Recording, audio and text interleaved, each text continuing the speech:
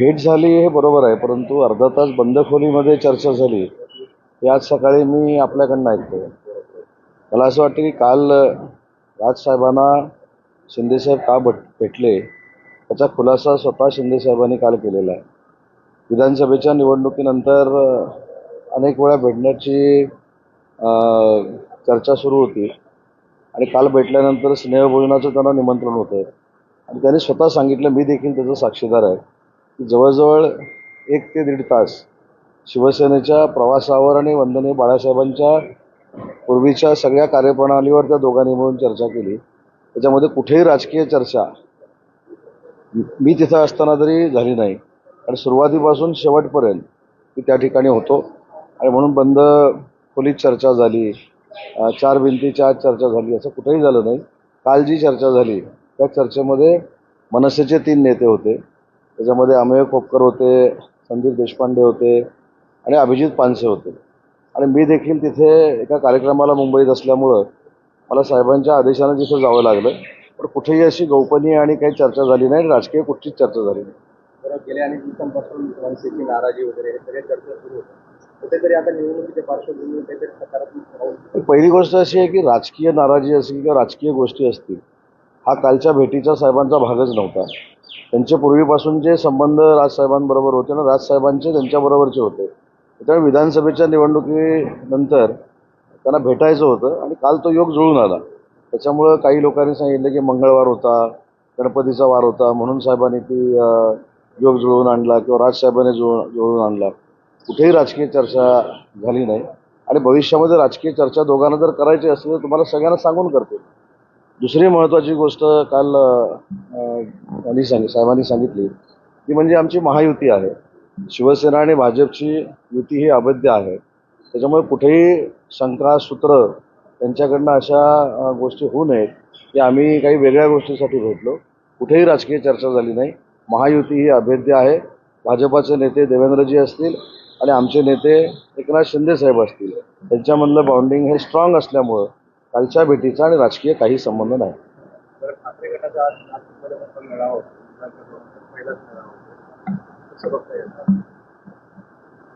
शिवसेना युबीटीचा जो नाशिकचा निर्धार की निश्चय मिळावा असा आहे. प्रत्येक लहान मोठ्या पक्षाला स्वतःचा पक्ष वाढवण्याचा अधिकार लोकशाहीनं दिलेला आहे आणि म्हणून त्याचा एक भाग म्हणून तिथे ते मेळावे करतील, पुन्हा एकदा शिंदेसाहेबांची बदनामी करतील, पुन्हा एकदा शिंदेसाहेबांना वाटेल ते बोलतील. पण त्याचा काळी मात्रही परिणाम शिंदेसाहेबांवर आणि वंदनीय बाळासाहेबांच्या विचाराच्या शिवसेनेवर होणार नाही. उलट अशा पद्धतीची जी टीका टिप्पणी झाली आहे त्याच्यापेक्षा माननीय एकनाथ शिंदेसाहेबांचं वलय हे महाराष्ट्रामध्ये अजून विकसित होईल.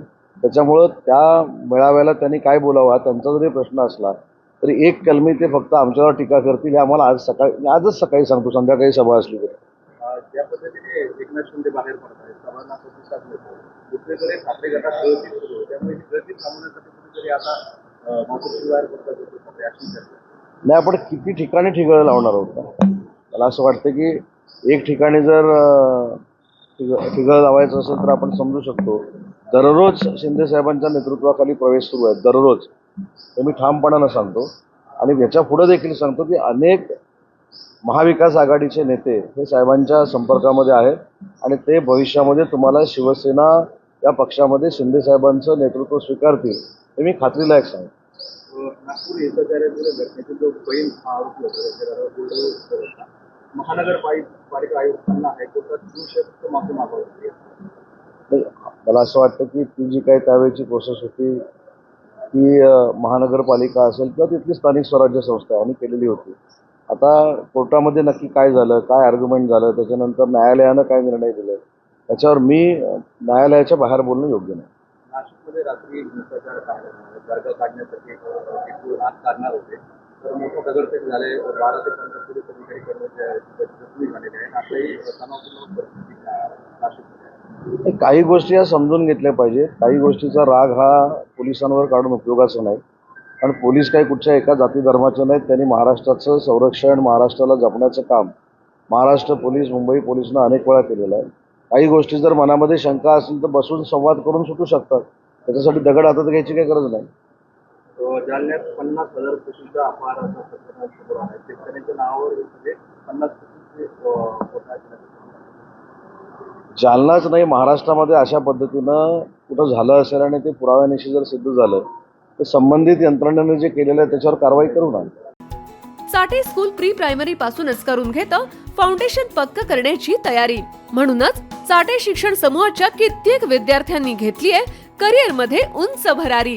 2025-26 या शैक्षणिक वर्षाकरिता आपल्या पाल्याचा आजच प्रवेश घ्या.